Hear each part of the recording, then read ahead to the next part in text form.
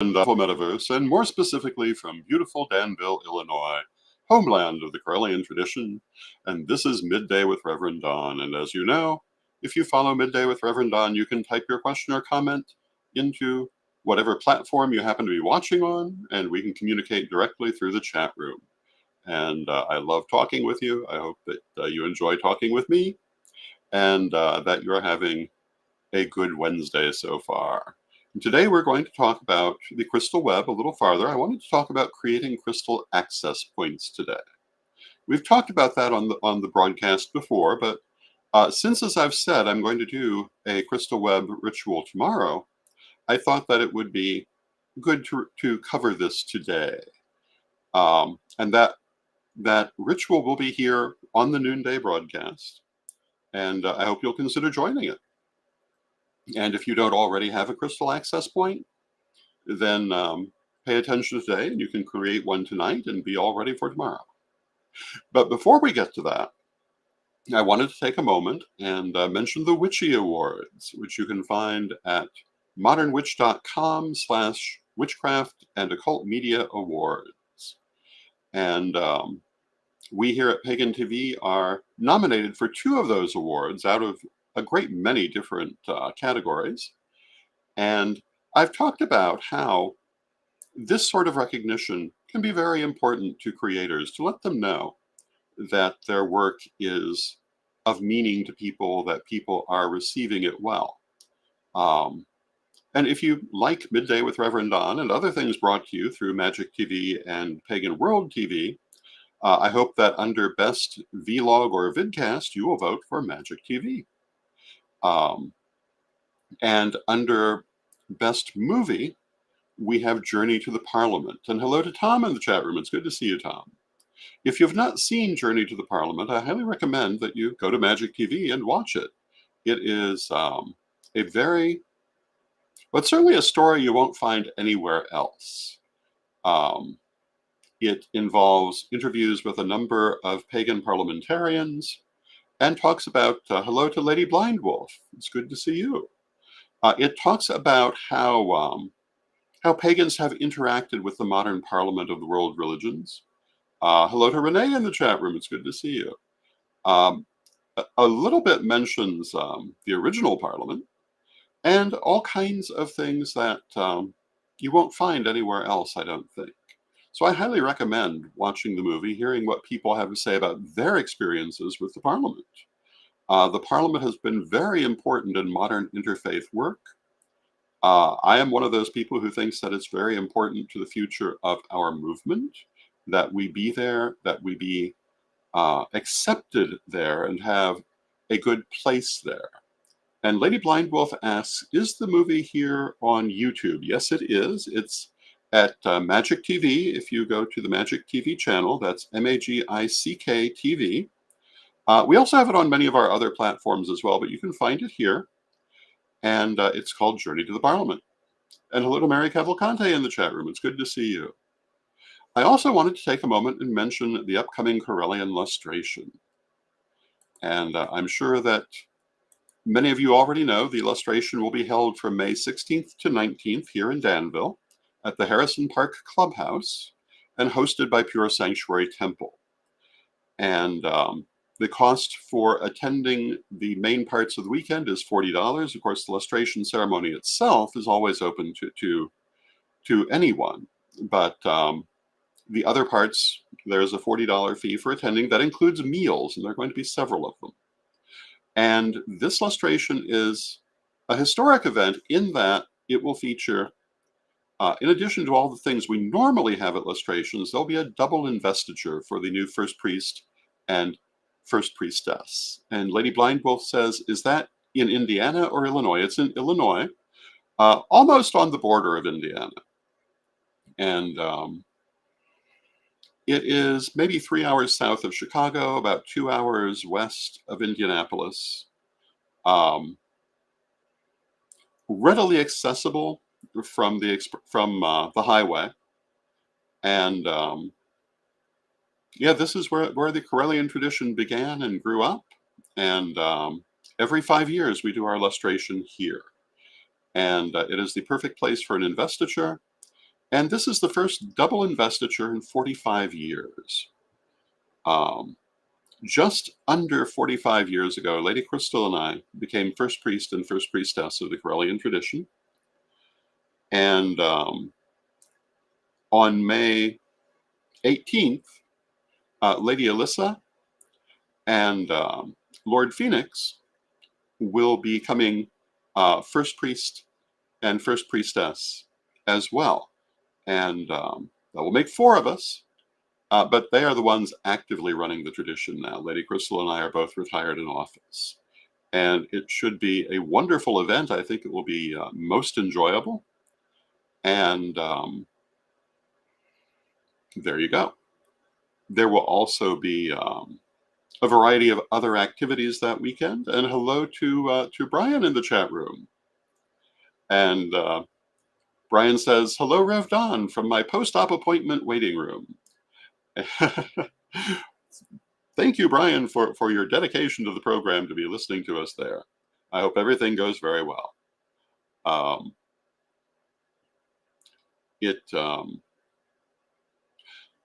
going to be an interesting illustration, and I'm very much looking forward to it. And one of the most beautiful places we've ever held a illustration, although we've had a number of beautiful places over the years. Many years ago, we did illustration in Piqua, Ohio, at a beautiful clubhouse, similar in function to this. It was part of the park system. In England, we did our illustration at a manor house that was absolutely beautiful. And there have been a number of others that were quite memorable for their locations. But I think this one may be the most beautiful one yet. And I'm quite excited about doing illustration there. Although exactly illustration weekend will be there. There's been some talk of doing the actual ceremony down by the Vermilion River, which of course is sacred in Corellianism. Certainly there'll be at least some activities by the Vermilion River. And hello to Steve in the chat room.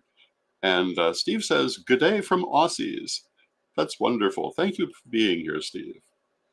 I love all the people that we gather together for this broadcast. And as I was saying, we have a very beautiful location. There are going to be a number of events beyond just illustration itself, tied into the investiture, which is quite a ceremony. I still remember after, I believe it was the Parliament of the World's Religions in Ontario, where we did a regional illustration ceremony as part of the program. And there was one person who made the comment that up until now, they had thought that the ADF had the longest, most complicated ceremonies that they had met, but now they had to reconsider. But they meant it as a compliment. And I took it as a compliment. And one of the things about a lot of our illustration activities is they're highly patterned. And this is a term that Lady Bitterwind introduced to us. Patterning is where you make a lot of theological and philosophical references within a piece of art, a piece of writing, a piece of ritual, without necessarily calling attention to them. And it becomes a teaching tool as well as whatever else it may be. And the illustrations and the investiture, and for that matter, our initiations are all very heavily patterned in that way, whereas our other rituals are not necessarily. But for these things, we make them very much a restatement of our understanding of existence. And if you've never seen a Corellian investiture, and it's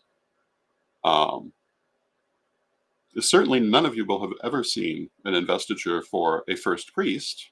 A few may have seen the investiture of a first priestess regent. That this will be the first investiture of a full-fledged first priestess, because the Witan has accepted both Lord Phoenix and Lady Alyssa as permanent first priesthood. It's quite the event, quite the spectacle. I know that no one has seen exactly this ceremony before because I remember who was there 45 years ago, and only two of us are still living, which I guess after 45 years is not a surprise, but it is a little sobering when you think about it. And in fact, when I look not only at that ceremony, which was um, relatively private compared to some, but if I look at the entire tradition and the people who were members then, I think there are only two of us still living all together, um, which is very sobering. I think about all the people that I grew up with, the people we used to do regular ritual with in the Mother Temple or the Dancers of Shakti Temple. And I have to stop and realize they're except for Lady Crystal and I, they're all among the ancestors now. But so many wonderful new people have come, and that is one of the great glories of life. That yes, the old generation passes away, but ideally the new generation brings you great joy as you watch them take up their spots. And of course, there are times that not everyone is going to work out. But overall, I'm very pleased with how things have progressed over these many, many years. And I'm looking forward to whatever I'm blessed to see while remaining in this mortal life and to going on to joining the ancestors myself and continuing to watch the tradition grow and prosper. It has been a wonderful, occasionally colorful ride, but it's been a lifetime, I think, unlike any other, and I'm quite happy to have done it. So we're going to talk about crystal web today, and I've been talking about that for a couple of shows now, and I already talked about how the crystal web is a psychic engine intended to connect people and help them to work together. And it has access points all around the world. The Corellian tradition works very heavily with the crystal web, but the crystal web's origin um, is with the Newcastle Society and with Sir Edward outside of the Corellian tradition, and it's always been open to all people, not only Corellians. Um, we're just the ones who talk about it most. And probably most crystal web access points are in Chicago, which is where it began. And it began on the 8th of August, 1988, um, which means it's many years old now. But we have crystal access points all over the world. We even have a few in Antarctica. We have two in Antarctica, which I always mention because I'm still blown away by the fact that there are not only one but two crystal access points in Antarctica. That's rather thrilling in my mind. And we also have them in the Philippines. We have them in parts of Asia. We have them in South America. We have them in Africa. We have them in Europe. We have them throughout North America. There are hundreds of crystal access points. And although there is a crystal access point map, I know that there are many access points that never quite got on the map, so that there's even more than it appears. And if you want a crystal access point, what do you do? Well, the first thing you need to do is you need to have crystal. And we were talking about this a little bit yesterday, that most commonly people use um, a quartz crystal. That is the most common thing to make your crystal access point from, because quartz is very good for transmitting and amplifying energy. But you can also use other crystals either together with your quartz crystal to help to color that energy, or even in place of it. And hello to Vanny in the chat room. It's good to see you. Um, there are at least a few crystal access points that I personally know of that have full-blown crystal grids as the crystal access point, particularly at Cricket Hill in Chicago. I haven't been to Cricket Hill for a long time. I understand it's no longer much of a hill, but the crystal access point, I'm sure, is still there. And that one involved quartz crystal, amethyst, malachite, and there may have been more that I would have to go back and look at records to see. But it was quite a large crystal grid for that access point. And then there are others that are just a single crystal buried in a certain part of the ground. Or in some cases, deposited in the ocean. And there is more than one way to make a crystal access point, but this is the one that I use and that most people use. And again, you start with a crystal and a place to put your crystal. And generally, people bury their crystal in the earth, so that the earth itself is a transmitter of the energy. So what you want to do is you want to select your crystal, and you want to cleanse your crystal of excess energy, of any energy that is not helpful to what you're doing. You may want to cleanse it of all pre-existing energy patterns, or depending on what the crystal has been used for previously, only the negative energy. And to remind you what I mean by negative energy, I don't necessarily mean big oogie boogie negative energy. Just unfocused energy counts as negative energy.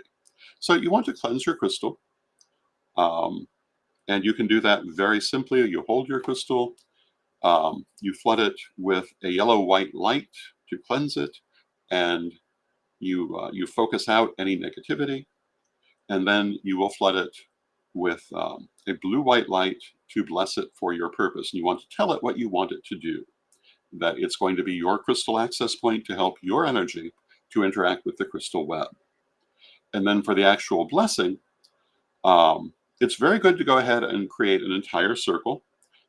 You can do this depending where you're doing the ceremony. You can do it in your temple, in your home. You can do it in the middle of a park if that's where you're going to bury your crystal. And if you're in a circumstance where you don't necessarily want to be seen doing that, you can do it entirely in your head. It does not have to involve any physical gestures at all. You're creating an energetic format when you do this. And then you're going to hold your crystal in both hands, center yourself, and above the crystal, you want to imagine a three-dimensional triangle of white light. And to see this just as clearly and as fully as you can, you want to imagine that three-dimensional triangle spinning clockwise. It doesn't have to be spinning quickly, but you want to see it spinning clockwise. Become aware of your heart chakra and feel your heart chakra as strongly as you can. And imagine a ball of beautiful clear white light in your heart chakra. See it shining with the beautiful white light out in all directions. And if you wish, you can pull in the energies of the universe to strengthen this, depending on how you feel. But when it's clear in your head, when you see that ball of light clear in your head, you want to send forth a beam of green light from your heart chakra into the spinning triangle. And as that green light enters the triangle, it should change its shape. It will not necessarily do this immediately. It may take a little while, but it should change from a triangle to a cube, still spinning clockwise. And you should see this transformation again as fully as you can. When the triangle has become a cube, then for want of a better way to put it, it has opened.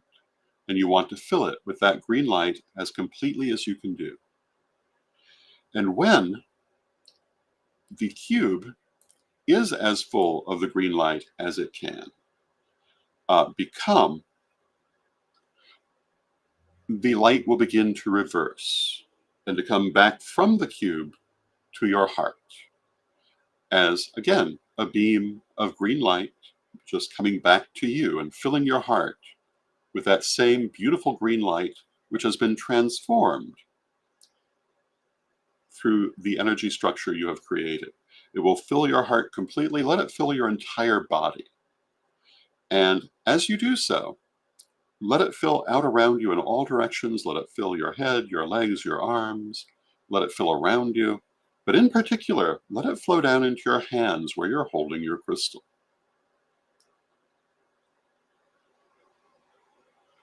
And let it fill the crystal that you're going to use for your crystal access point completely with this green energy generated from you, but transformed through this energetic engine you have created.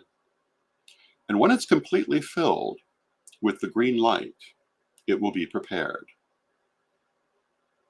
And at that point, You can give thanks and let all of these images dissipate except for the green light coming out of the crystal. If you are working physically present at the place where you plan to bury your crystal, you would do that now. You can also do the ceremony in a different place and then take your crystal to where you plan to bury it. You want to make just a little hole, low enough, a deep enough hole that it's unlikely to be dug up by squirrels or what have you, or the local dogs. You want to bury your crystal in that hole and then cover it over and place your hands upon it. And once again, you want to fill it with light and also with a charge telling it what you want it to do. That this is your crystal access point and it is to connect to the crystal web. And see it fill with that beautiful white energy. And fill it with as much as you can. And when it's completely filled, you will start to see beams of energy shooting off from it in different directions. At least you should see this. If you don't, that doesn't mean it isn't happening. But generally you will see it, and the directions they're going in will be to other nearby crystal access points as it connects into the web. And it will connect in many directions in many cases, sometimes only one. Sometimes you may have difficulty seeing it. Again, that doesn't mean it's not happening, but usually if you have any sense of open clairvoyance, you'll be able to see it going out in all directions. And it will be quite an image in some cases. And when you've done that, your crystal web access point is created. You want to thank it. And then you can allow the image of the energy to fade.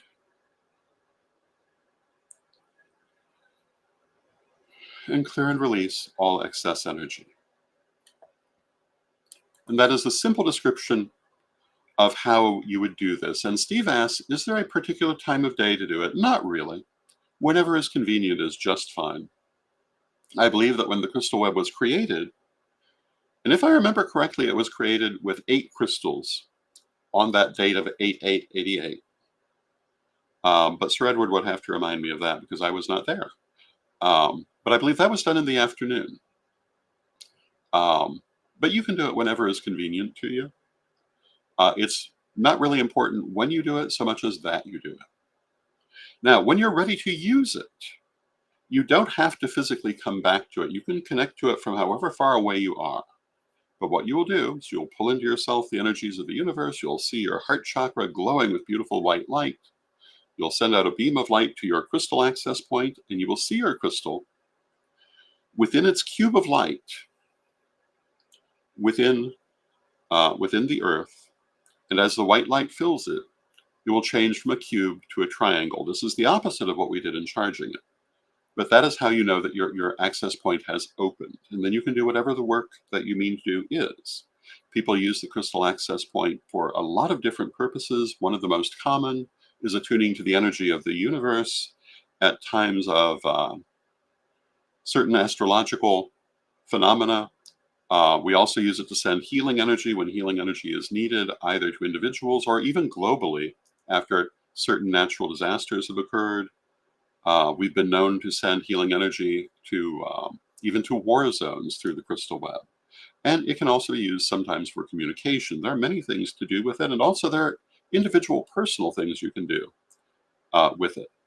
When you've seen it open from the cube to the triangle, you put in the energy that you want or take out the energy that you want, and that's really all there is to it. And when you're done, you don't have to close it back down. It will close itself when you're done working with it. It was created that way. Every month on the 11th of the month, the Order of Web Weavers, and also anyone who wishes, takes part in a ceremony to cleanse and strengthen the crystal web. And what they do is that they put additional energy into the web, open the web globally, let it fill with energy. And everyone is always welcome to take part in that. Tomorrow, as I say, I'm going to do a crystal web ritual. It's not strictly speaking that ritual, but that is why I've chosen the day, together with the date of 111, which is significant to us. Um, so that's what you need to know to create your access point. You can, if you don't already have one, you can do it tonight and be ready for tomorrow or tomorrow morning. And if you already have one, you will use the one you have. But you can always have more than one. I must have 20 different access points at least that I've created over the years. And when I work with the crystal web, generally speaking, I open and use all of them. And you can create as many as you would like as well. I've created them every time I've moved, and I've moved a lot. In Chicago, we had them at Holy City Temple, Cricket Hill, um, Foster Avenue Beach, among other places. All the places Sir Edward created crystal access points in Chicago, he would have to tell you because it's more than I can remember. But he used to create them anywhere that seemed promising.